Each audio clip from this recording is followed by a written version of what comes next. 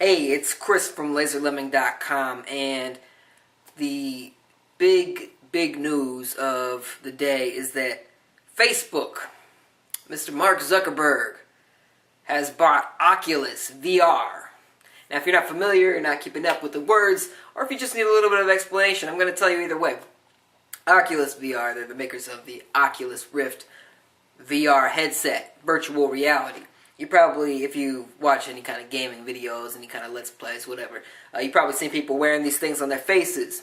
And it's what it is, it's virtual reality, and it was the big boom, kind of. It kind of signified the big boom of a little bit of a comeback in virtual reality, showing the first real stepping stones of what could become the next big thing.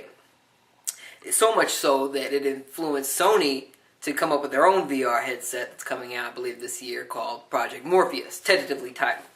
Anyway, Facebook has decided to purchase this company. They were originally a Kickstarter company, and they had a huge amount of support, and people just kind of funded the hell out of this thing, and it just became this big company really quickly. Millions and millions of dollars. So a lot of people have been wearing these headsets, and they're kind of, I believe, they're just kind of what they call alpha headsets. They're not the final product that you're going to eventually see in stores. Now, what does this mean, though? Mr. Zuckerberg has bought this. And if you look at, Facebook has a history of gaming-related stuff. If you go into a grocery store or Target or wherever, you'll see that they sell Facebook gaming cards. It's pretty much money, credit that you can use towards these games. Facebook has kind of taken the whole free-to-play model that you see in phones and tablets and applied it to their own games on the website. So if you're playing like Candy Crush or some bullshit like that, or Farmville, and you want to spend money, you can either use your credit card or you can go buy this Facebook credits at the store. So that's kind of been the extent of Facebook's gaming related ventures. I mean, you can link your Facebook account to your PlayStation account or things like that so that it shows if you got a trophy or what game you're playing.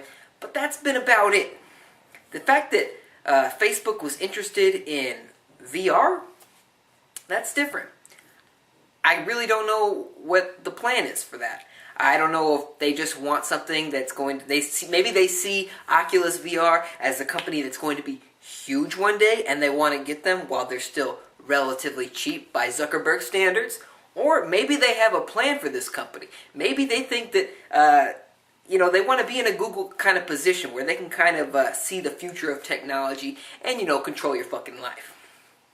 And I think it might be a little bit of column A, a little bit of column B. So that's what happened. A lot of people are pissed. Specifically, people in the gaming community, gamers, probably people developing these kind of games are pissed. Mostly because they've seen the way Facebook kind of acts and the way their model is. When you think hardcore gaming, which VR currently is pretty much exclusively used for, you don't think Facebook. When you think of gaming and Facebook, you think of Candy Crush. You think of, fucking Flash games. You think of that sort of thing. And you don't think of VR. You don't think of playing Mirror's Edge with virtual reality or a horror game. You don't think of that. And now you do. And now you do.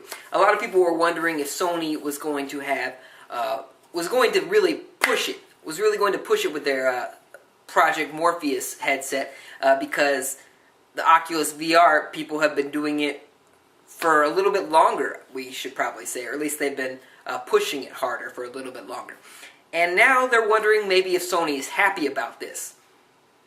I'd say maybe a little bit, because possibly their biggest competition in this game has just been acquired by a company that may have extremely different motives than what was originally intended by the people who started the company. So maybe. But I think Sony probably is just as in the dark about this as you and I are right now. And so this video is just kind of more of an announcement. But I do want to talk a little bit about virtual reality in general. This is something I kind of wanted to touch on. A lot of people think that VR is going to be the future. Some people think it's going to be bigger than 3D TVs were, which, by the way, didn't end up being as big as people like Sony, or companies like Sony, thought it was going to be. Which Sony pushed 3D. They pushed 3D really hard, specifically in a certain year. I don't remember what year that was, but they were really pushing 3D. They don't do it so much anymore, which leads me to believe that if Project Morpheus doesn't outdo these 3D TVs, I don't think they're going to push that either. I think they'll give it a little bit of a push, and if it doesn't do it that well, they're going to drop it. They're going to ignore it. Sony has a history of doing that with things. I don't know if you've noticed. They make a lot of proprietary things. Sometimes they don't work. Remember mini discs? Of course you don't. Nobody remembers them. But that's what Sony does often. But if it's successful, then I'm sure Sony will keep pushing it. Now, here's the other thing, where I'm not sure that VR is necessarily going to take off.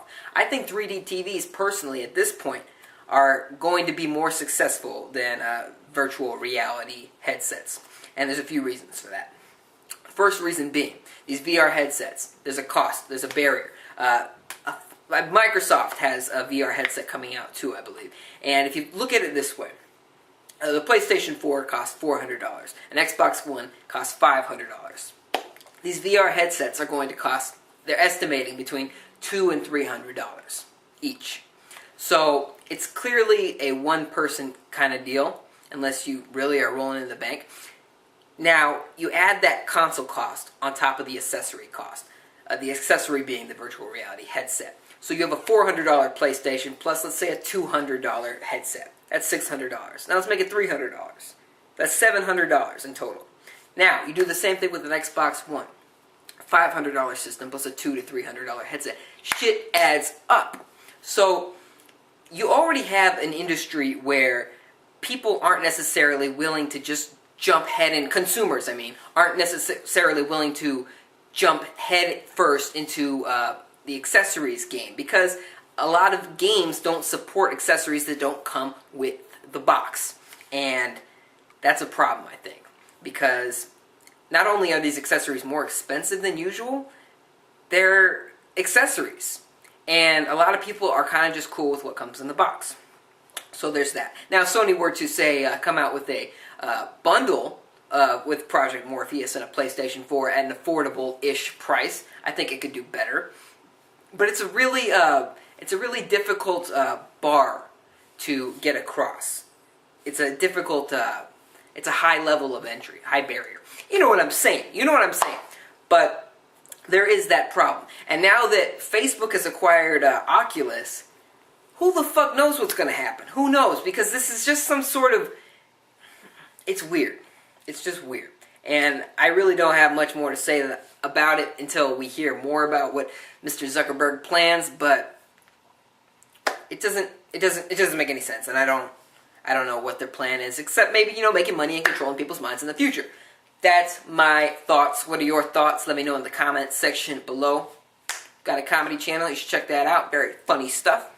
Oh, by the way, I got a job. I got a job in Las Vegas, so I'm going to be moving to Las Vegas. That might affect the video schedule next week or so, because, I got to find a place to live and, charge this camera and an internet connection. So I'm going to try this week to get some good stuff out, but in the meantime, remember that I'm not dead, and I will be back. So thanks for watching. I'll see you in the next one.